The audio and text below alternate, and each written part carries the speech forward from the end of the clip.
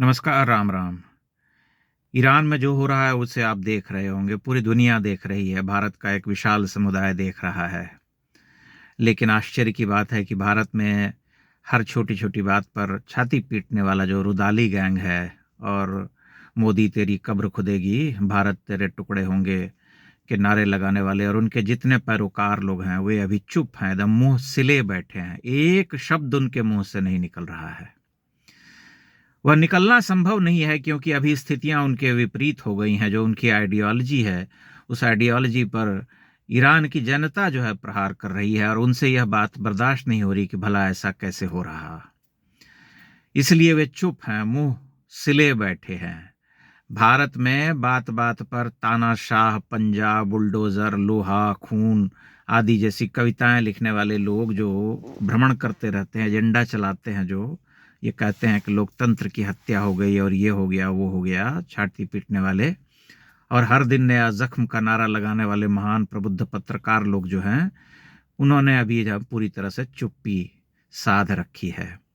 अब देखिए, ईरान में जो हो रहा है उसे आप केवल यह कह करके खारिज नहीं कर सकते कि ये अमेरिका का भड़काया हुआ है या इसका भड़काया हुआ है, उसका भड़काया हुआ, क्योंकि इससे पहले भी वहां पर विद्रोह हुए हैं और उन स्त्रियों ने, उन लड़कियों ने, उन महिलाओं ने वहां पर बहुत बड़ी संख्या में सड़क पर निकल करके बगावत की थी, जिनको इन्होंने जबरन जो है हिजाब पहनाने की कोशिश की या उनकी व्यक्तिगत स्वतंत्रता को ढकने का, उसे तोपने का प्रयास किया। इसलिए आपको इस सत्य से इनकार आप नहीं कर सकते कि जो कुछ हो रहा है उसके पीछे बहुत बड़ी जनभावना जो है वो कार्य कर रही है। जो भीतर है आक्रोश रहा है, जो उबाल रहा है, जो उनकी स्वतंत्रता को बाधित करने का प्रयास किया गया, जिस तरह की विचारधारा उनके ऊपर थोपी गई, उसके विद्रोह में वे सामने आए हैं। और यह जो है एक न एक दिन होना ही था, क्योंकि जिसे हम ईरान आज का कहते हैं वह मूल रूप में वैसा ईरान तो था नहीं कभी। बहुत ही प्रोग्रेसिव, बहुत ही मुक्त देश रहा है पर्शिया, जिसे हम कहते हैं, जहाँ पर की बड़ी स्वतंत्रता थी, धार्मिक स्वतंत्रता थी और बहुत तरह की, जिसे हम कहते हैं, वैचारिक स्वतंत्रता थी। लेकिन फिर एक आंधी आई और सब कुछ जो है नष्ट भ्रष्ट कर दिया, पुस्तकालय जला दिए।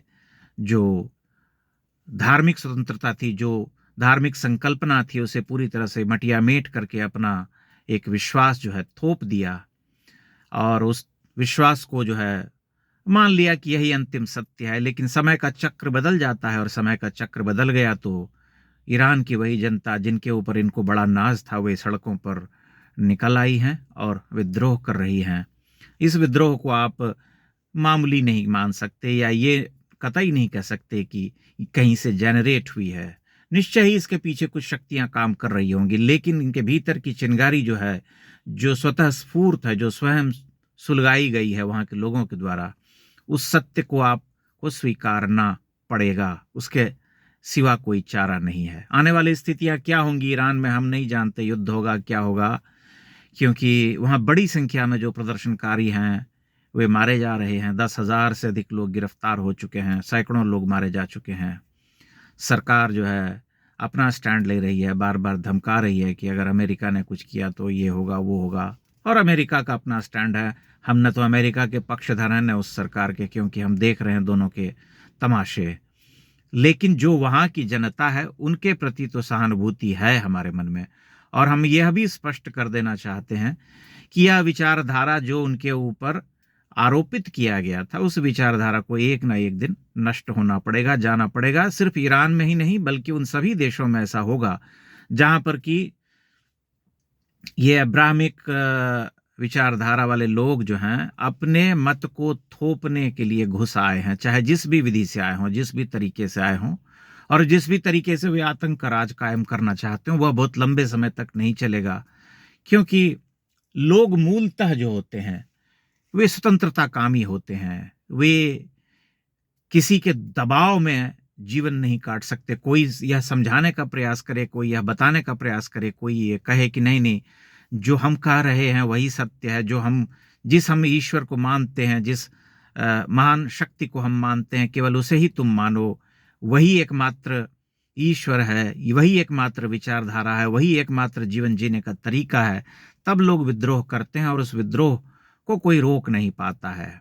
जैसा कि मैंने पहले भी कहा है एक दो बार कि इतिहास जो है वह भूमि फोड़ करके प्रकट होता है, उसकी जो धाराएं होती हैं वे निकलती रहती हैं। इसलिए ये धारा जो है ईरान में निकलेगी, क्योंकि मूलतः जो उनका जो डीएनए रहा है वो इस तरह का नहीं रहा है, क्योंकि वे बड़े ही प्रोग्रेसिव, प्रगतिशील और एक स्वतंत्र चेता जिसे हम कहते हैं, जहाँ पर कि अनेक देवी देवताओं की पूजा करने वाले लोग थे और बहुत अलग अलग विश्वास को, मत को मानने वाले लोग थे।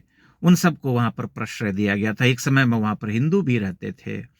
तो आप इस सत्य से मना नहीं कर सकते कि ईरान में जो हो रहा है वह जो है वहाँ की जनता के भीतर जो शोला जो फूट रहा था उसका परिणाम है।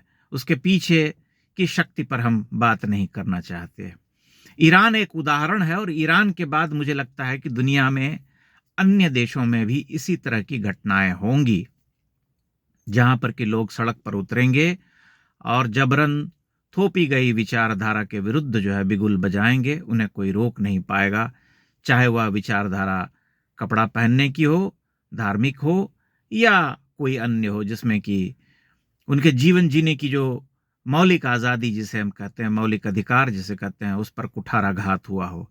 इसलिए हमें ठहर करके इसे देखना चाहिए। अभी तो बहुत ही गंभीर है वहाँ का जो वहाँ के जो हालात हैं उसे अत्यंत ही गंभीर कहा जा सकता है, क्योंकि बड़ी संख्या में मृत्यु हो रही है, बड़ी संख्या में प्रदर्शनकारी मारे जा रहे हैं और उन्हें जबरन नियंत्रित करने की कोशिशें भी हो रही हैं। उनका अपना एक स्टैंड है सरकार का, उनका अपना एक रवैया है, उनकी अपनी एक सोच है और जनता के अपने विचार हैं। जनता अपने तरीके से जो है आगे बढ़ रही है।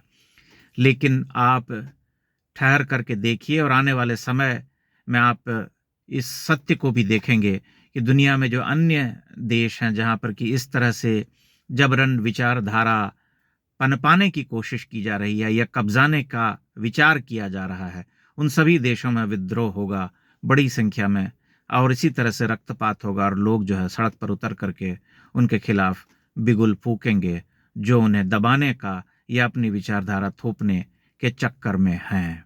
यह एक सार्वभौमिक सत्य है, क्योंकि मनुष्य जो होता है ना वह हमेशा एक समय तक ही इस दबाव को सह पाता है। उसकी चेतना स्वतंत्र होती है।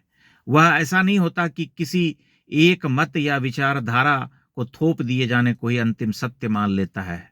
वह अपनी परख स्वयं करता है, अपने से देखता है इस संसार को। उसे जो मत या विचारधारा ठीक लगता है उसको वह फॉलो करता है। कोई उस पर आरोप नहीं कर सकता, कोई उस पर मढ़ नहीं सकता।